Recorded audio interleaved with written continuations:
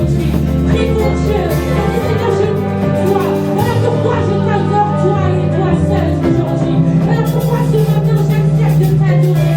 Parce qu'il n'y a que toi, mon Dieu. Il n'y a que toi qui peux me dégager la main. Il n'y a que toi qui peux donner ta vie à la croix pour moi. Il n'y a que toi qui peux renouveler mon souffle de vie. Il n'y a que toi qui peux me délivrer de l'amour. Personne d'autre que toi. Voilà pourquoi c'est toi que je vais louer. Voilà pourquoi c'est toi que je vais adorer. Parce qu'il n'y a que toi. Il n'y a que toi qui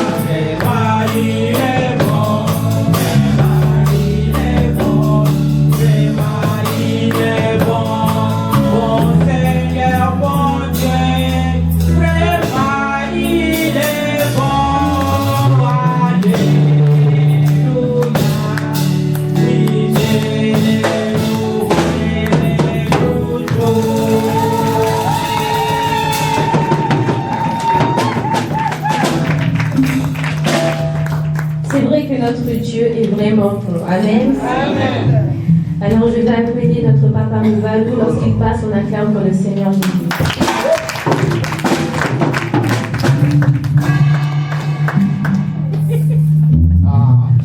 Ça, on n'oublie pas. Alléluia. Amen. Ça, on n'oublie pas. On va toujours respecter les gestes barrières. Sinon, vous savez, il y a des pasteurs qui sont morts. Il y a des médecins aussi qui sont morts. Amen. D'accord? Amen. On ne va pas oublier vraiment de respecter les gestes barrières. Moi, je vais mettre l'accent sur ce que le frère Fiston a dit avant que je puisse chanter. Vous savez, il y a des églises qui ferment. Il y a des églises qui ferment parce qu'ils n'ont pas les moyens. Alléluia. Amen. Que cela ne soit pas notre partage. Amen.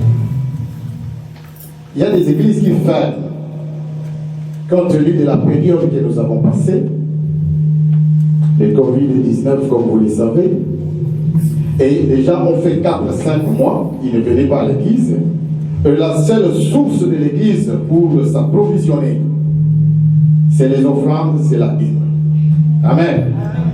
Alors ce que je vais insister, c'est que je vais enfoncer comme clou. La parole de Dieu dit,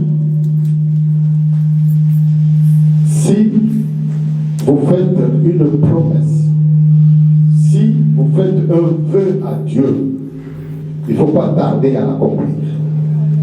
Vaut mieux ne pas faire un vœu. Vaut mieux ne pas faire. Mais si vous vous engagez à faire quelque chose avec le Seigneur, il faut aller jusqu'au bout. Alléluia. Parce que c'est vous qui avez pris la décision. La décision a été prise par vous. Je me rappelle, nous avons mis des enveloppes là-bas. Si aujourd'hui on ne les donne pas, peut-être qu'on pourra les donner à la fin du mois. Mais nous devons nous arranger que nous puissions contribuer afin que l'église ici reste, notre église locale reste, que nous ne puissions pas fermer comme les autres ils ont fermé. Alléluia. C'est pourquoi je dis que cela ne soit pas notre partage. Amen. Amen. La chanson que je vais chanter, vraiment, je l'aime beaucoup parce qu'on dit, si nous persévérons, nous serons une colonne. La colonne, c'est ce qui tient l'édifice. Amen. Combat, combattons le bon combat. Je suis dément. Combattons le bon combat, en gardant bien notre foi, et il est bon et confiance, dès que les ont péri. Combattons le bon combat, en gardant bien notre foi, et il est bon et confiance.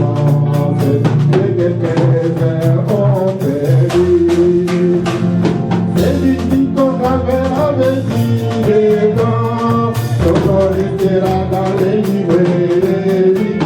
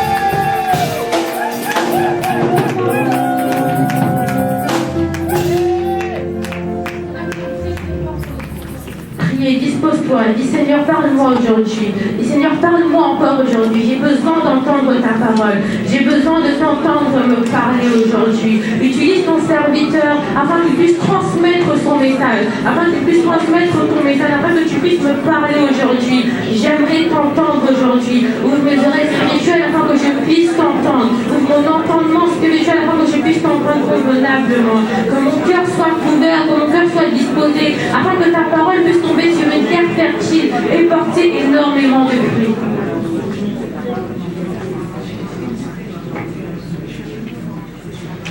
Seigneur Jésus, nous savons que c'est ta parole qui guérit, c'est ta parole qui délivre, c'est ta parole qui change, c'est ta parole qui restaure. Voilà pourquoi nous remettons entre tes saintes et divines mains le serviteur qui va nous transmettre ton message aujourd'hui. Laisse qu'il puisse diminuer, que tu puisses croître.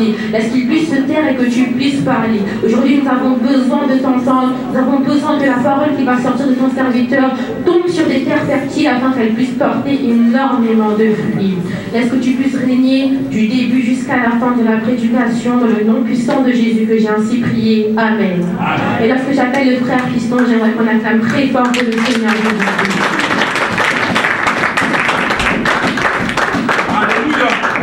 Alléluia. Il est merveilleux, il est tellement merveilleux. Amen. Amen. J'ai béni Dieu pour ce moment merveilleux. Il savait que peut-être plus là. Comment ça J'ai un rouge là. Un rouge là. Ok. Comment ça pour c'est pas pareil comme ça. Ça marche. Il nous faut la foi. Il chauffe. Il nous faut quelque chose de surnaturel dans notre vie. Parce que tous ceux qui ont en train de passer dans ce monde cherchent à nous influencer, cherchent à nous faire tomber. Mais nous avons besoin de la foi. Prions en ces moments. Commencez à prier, bien-aimés. Père de gloire, je te bénis, je te glorifie, Seigneur. Ces moments, Père Tout-Puissant, je sais que tes enfants sont venus à ta présence parce qu'ils croient. Seigneur, parce qu'ils ont vu des miracles, ils ont vu des guérisons. Seigneur, que ces moments, toute personne qui est entrée dans ces Père, c'est quelque chose qui puisse transformer dans sa vie au nom de Jésus. Ô Père Tout-Puissant, Seigneur, tout esprit, Père de gloire, des distractions, des cris de l'idée, Père, Seigneur, nous les neutralisons au nom puissant de Jésus-Christ. Nous avons ainsi prié par ta gloire. Amen. Amen. Amen. Amen. Acclamons très très fort pour la gloire de notre Seigneur Jésus-Christ. Alléluia. Notre Dieu est merveilleux. Amen. Je suis un témoignage. Vous êtes des témoignages. Raison pour laquelle nous disons que nous sommes des hommes de foi. Pourquoi? Parce que pour qu'il y ait la foi, il faut passer par les témoignages. Amen. Amen. Le message d'aujourd'hui, j'ai donné comme thème la foi immortelle. En d'autres termes, l'immortalité de la foi. Amen. Et nous allons comprendre une chose. Si nous venons dans l'église, parce que quelqu'un nous a parlé, ou nous avons vu des miracles dans la vie d'une personne, des guérisons, ou bien je suis en train de suivre quelqu'un ou une fille, tout cela. Il y a des raisons comme ça qui nous amènent dans ces lieux. Et ce que nous allons parler ce soir, beaucoup plus, c'est la foi immortelle. C'est-à-dire, je ne suis pas en train de voir sur les naturels, mais je suis en train de voir sur les surnaturels. Amen. C'est la foi des surnaturels qui est immortelle, en d'autres termes, qui ne meurt jamais. Alléluia. J'aimerais que nous prenions nos Bibles dans le livre d'Hébreux chapitre 11. Hébreux chapitre 11. Verset 1 à 3. Hébreux chapitre 11, verset 1 à 3. Alléluia. Quelqu'un peut lire à haute voix, s'il vous plaît. Amen.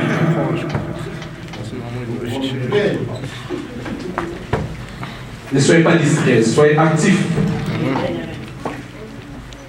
Or, la foi est une ferme assurance des choses qu'on espère, une démonstration de celles qu'on ne voit pas. Pour l'avoir possédée, les anciens ont obtenu des témoignages favorables. C'est par la foi que nous reconnaissons que le monde a été formé par la parole de Dieu, en sorte que ce qu'on voit n'a pas été fait de choses visibles. Amen. Merci, veuillez vous asseoir. Nous avons compris que l'auteur des Hébreux nous enseigne quelque chose. Il nous a donné la définition de la foi. C'est-à-dire la foi est une ferme assurance des choses qu'on espère, mais c'est la démonstration de celles qu'on ne voit pas. Je voudrais te dire, la Bible explique toujours la Bible. Et si nous lisons dans le livre, je dois lire, dans le livre de Romains chapitre 8, tu peux noter, mais moi je dois le lire ici, Romains chapitre 8, verset 24. La Bible nous parle, c'est quoi cette espérance? Est-ce que cette espérance, c'est ce que nous voyons, ou c'est l'espérance qui vient du ciel? Là, nous allons comprendre la réponse dans Romains chapitre 8, verset 24. On dit, car c'est en espérant que nous avons été sauvés. Or, l'espérance qu'on voit n'est plus espérance. Ce qu'on voit, peut-on l'espérer encore? Cela nous montre que non, l'espérance que l'auteur des Hébreux nous parle, ce n'est pas l'espérance des choses naturelles. Ce sont des espérances, des choses surnaturelles. Amen. C'est-à-dire, notre foi, ce n'est pas basé de ce que nous voyons. Amen. Notre foi, ce n'est pas parce que je vis. Bien sûr, il y a des gens qui viennent enseigner pourquoi il a vu des guérisons. Donc c'est une opportunité. Quand tu vois et tu viens enseigner, je vais te dire en ce moment qu'il va transformer ta vie. Mais l'objectif de la foi, ce n'est pas de se focaliser dans des choses naturelles, mais c'est de se focaliser dans des choses surnaturelles. Amen. Amen. Et au verset 25 du livre du Romain, il dit que mais si nous espérons ce que nous ne voyons pas, mais si nous espérons ce que nous ne voyons pas, nous l'attendons avec espérance. Alléluia. C'est-à-dire, je voudrais te rassurer, bien-aimé, notre foi est basée en Jésus-Christ. J'ai beaucoup aimé quand le pasteur m'a dit, la retraite, on va parler de le juste vivra par la foi. C'est-à-dire, c'est la foi que nous sommes en train de parler aujourd'hui. Une foi immortelle. Une foi qui est basée en Christ. Une foi qui ne regarde pas les circonstances. J'aimerais te dire une chose. Vous savez, aujourd'hui dans le monde est en train de passer d'une crise vraiment très compliquée. Tout le monde est touché. Amen. Tout le monde est touché. Et nous comprenons ce que même le papa nous a dit maintenant. Il y a des églises qui ferment. Il y a des gens qui ont même perdu leur emploi. Il y a même des gens qui manquent même à manger. Il y a plusieurs pertes. Amen. Il y a même des gens qui sont... Donc ils commencent à voir, à regarder. Et je donne à Dieu ou je garde pour moi-même. Donc l'incrédulité est entrée dans la vie des gens. De maintenant, et puis, comme le diable cherche toujours à travailler, le diable intervient d'ailleurs pour lancer des messages. Si tu donnes, ils vont te voler. Donc si tu donnes au pasteur, si tu donnes les offrandes, la dîme c'est péché, la dîme plutôt c'est arnaque. C'est-à-dire, si tu donnes, quelqu'un va voler, tout cela. J'aimerais te rassurer les choses. Nous sommes les enfants de Dieu. Si la Bible nous dit que non, le juste vivra par la foi. Et cette foi est surnaturelle. Cette foi plutôt est surnaturelle. Si tu commences à espérer les choses qui sont terrestres, laisse-moi te dire, tu vas perdre ton éternité. Amen. Tu vas perdre ton éternité. Amen. Amen. Alléluia. Amen. La foi vient de ce qu'on attend. Donc c'est une opportunité que nous sommes d'enseigner. Même s'il y a quelqu'un qui est venu parce qu'il a vu les guérisons dans la vie d'une personne, il a vu les témoignages dans la vie d'une personne. Le fait que tu es entré d'enseigner, laisse-moi te dire, tu vas écouter la parole et cette parole va susciter la foi dans ta vie au nom de Jésus. Amen. Alléluia. Alléluia.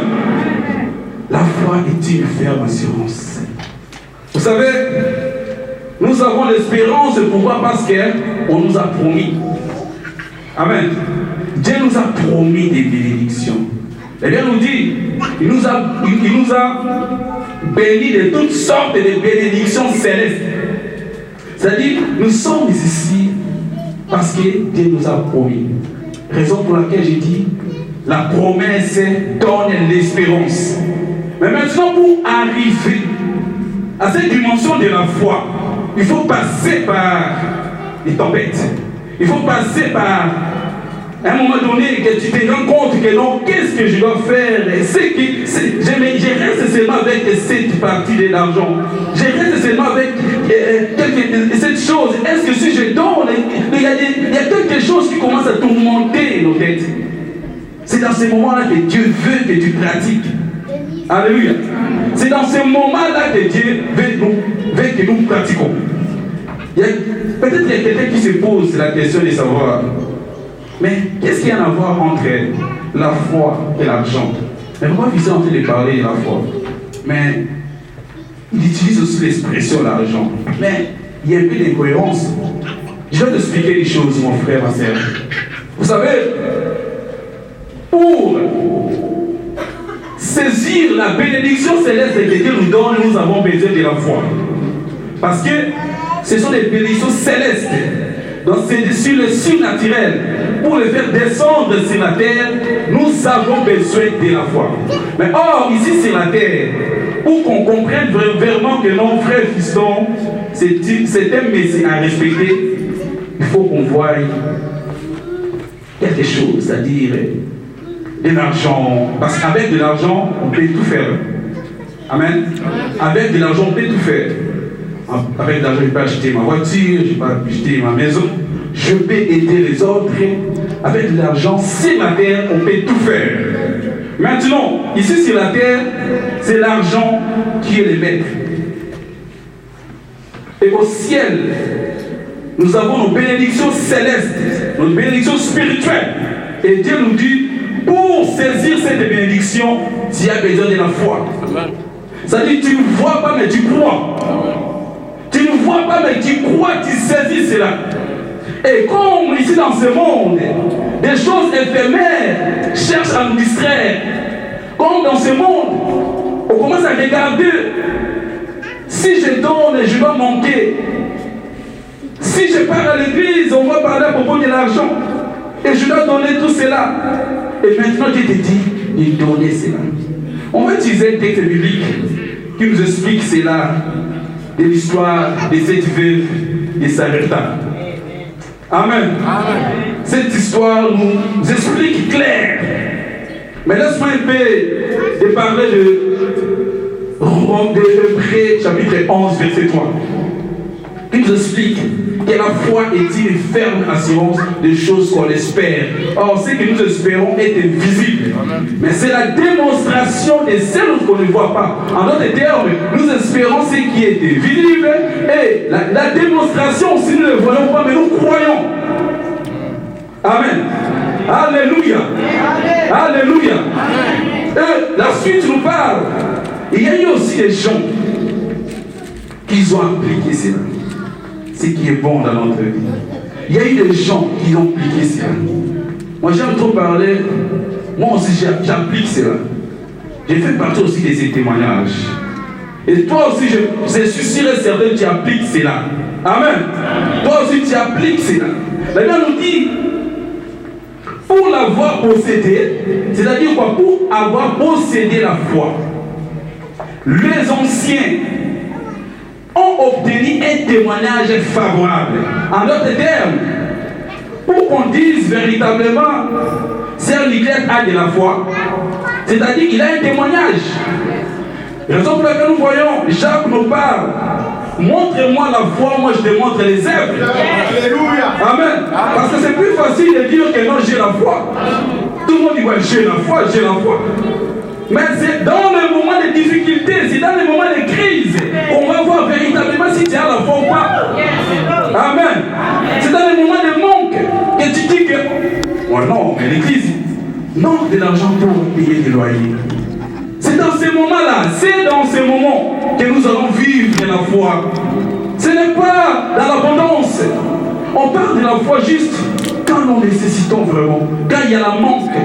Amen. Quand il y a la manque. Et dans ces moments, Dieu est en train de te dire, de donner ce que tu vois, ce qui s'attache en toi. Et lorsque tu donnes, et Dieu est en train d'œuvrer dans ta vie. Amen. Amen. J'aimerais que nous prenions nos Bibles dans le livre de 1 Roi chapitre 17, verset 6. Et nous allons descendre. À partir du 1 Roi